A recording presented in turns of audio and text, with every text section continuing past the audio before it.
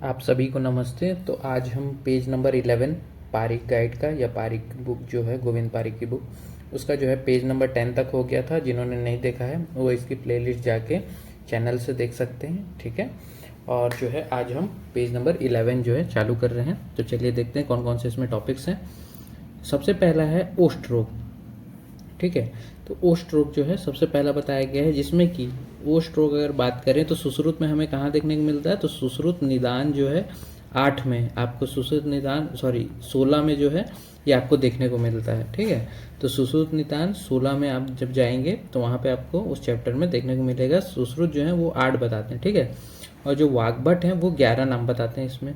सुश्रुत के ही 8 बताते हैं, साथ में खंड औष्ठव, औष्ठ अर्बुद और जल अर्बुद, इस प्रकार, ठीक है। तो खा औज ऐसे करके आप इसको याद कर सकते हैं, खा औज, ठीक है।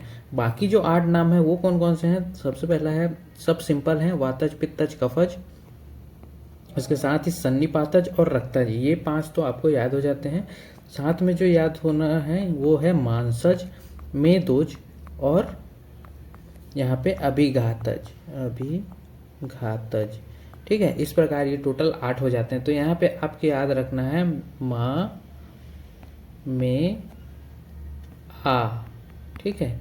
माँ में आ, ये क्यों हम याद रखना है, या फिर राम, यहाँ पे आप रा भी लगा सकते हैं, तो राम में आ, इसको क्यों याद रख रहे हैं, क्योंकि यहाँ पे मांसज, रक्तज, मांसज, मेदज और अभिघातज, हम ये भूल जाते हैं कि लास्ट में क्या था, ठीक है।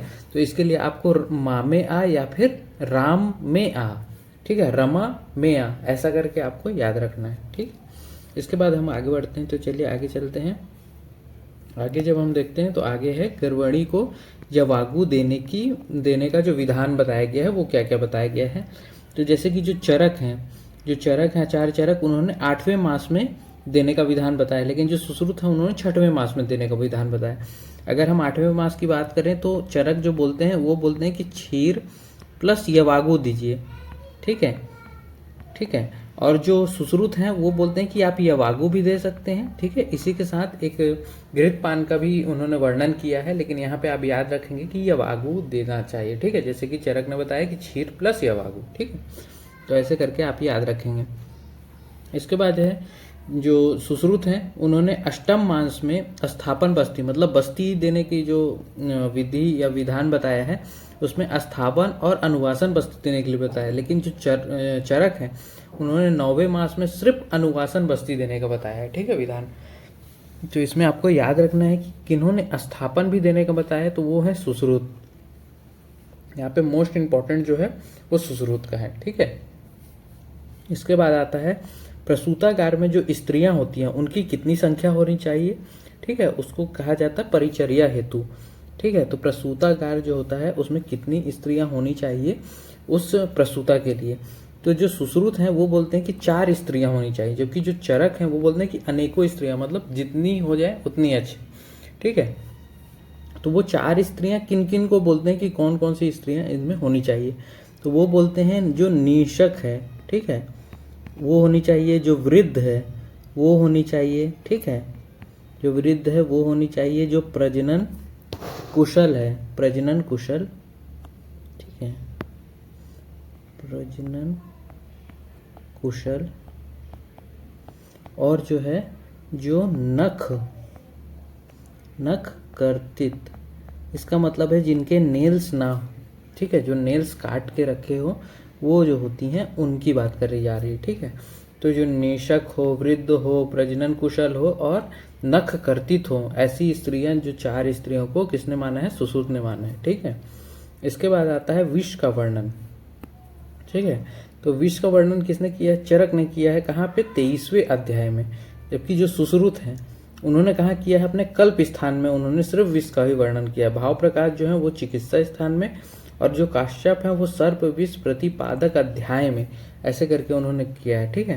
लेकिन यहाँ पे आप देख रहे होंगे कि अष्टांग हृदय और अष्टांग संग्रह नहीं आए हैं, ठीक है। तो इसको आप अलग से लिख लेंगे। जो अष्टांग हृदय है और जो अष्टांग संग्रह है, दोनों ने ही अपने अपने उत्तर तंत्र में इसका वर्णन किया, ठीक है, लेकिन उन्होंने अध्याय अलग अलग बता दिए, ठीक है। तो यहाँ पे जब आप उत्तर तंत्र लिखेंगे तो यहाँ पे अध्याय कौन कौन से हैं, तो इनके जो अष्टांग हृदय हैं उन्होंने 40 to 48 अध्याय में बताया, ठीक है। लेकिन जो ये हैं अष्टांग संग्रह, उन्होंने बताया है 35 से लेके 38 अध्याय में। तो इसको आपको याद रखना है, ठीक है, अच्छे से।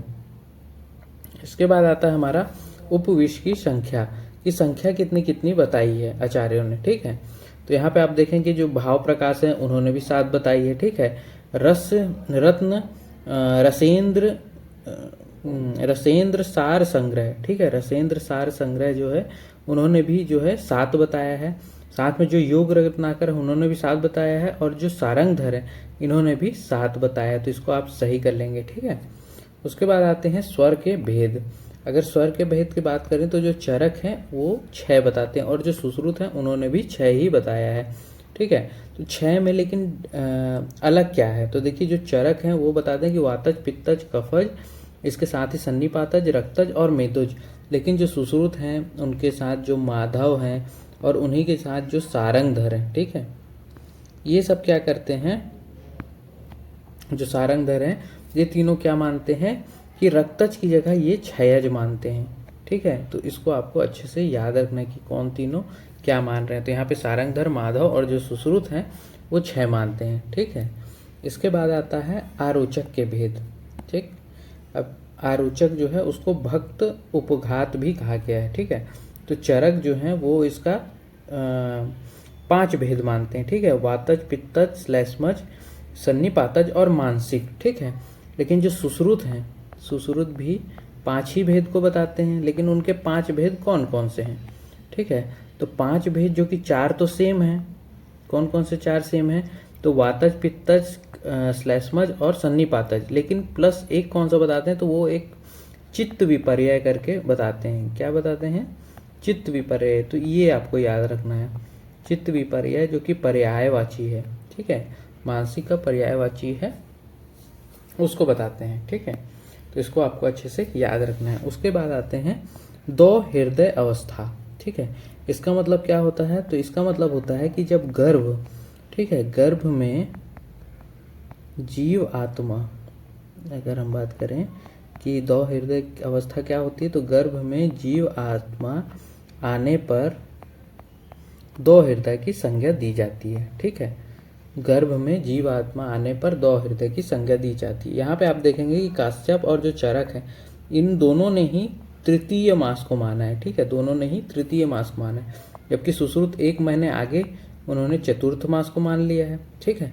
जो वाग्भट हैं वो 3 पक्ष से लेके 5 मास तक मानते हैं, ठीक है। तो यहाँ पे आपको वाग्भट का थोड़ा स्पेशली याद करना है, क्योंकि यहाँ पे 3 पक्ष कह दिया है उन्होंने, ठीक है।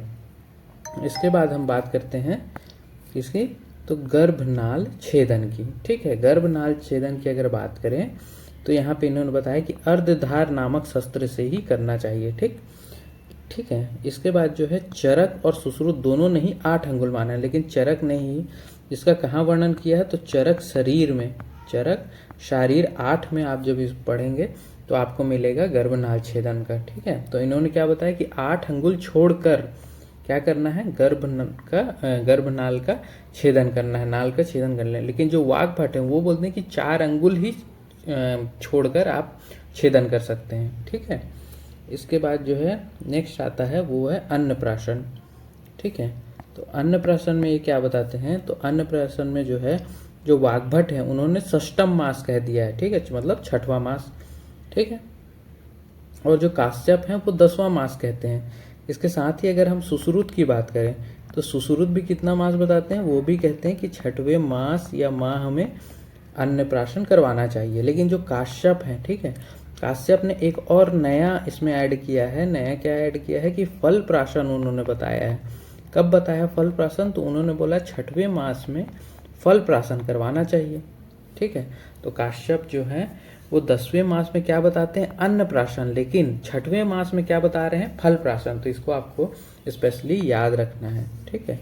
उसके बाद आते हैं कर्ण वेधन के काल, ठीक है। तो कर्ण वेधन के जब भी काल आते हैं तो देखिए इसमें आप देखेंगे कि जो सुश्रुत हैं और वाग्भट दोनों ने ही दिया है। तो जो सुश्रुत हैं वो 6वें और 7वें मास में मानते हैं शुक्ल पक्ष में, ठीक है। लेकिन जो वाग्भट हैं वो 6वें, 7वें और 8वें मास में मानते हैं। तो यहाँ पे थोड़ा सा आपको याद रखना है कि 8वां मास एक्स्ट्रा कौन मान रहा है, वो है वाग्भट। तो इसलिए आपको यहाँ पे वाग्भट का इंपॉर्टेंट हो जाता है। ठीक है, तो इस प्रकार हमारा पेज नंबर 11 कंप्लीट होता है। थैंक यू, मिलते हैं नेक्स्ट वीडियो में।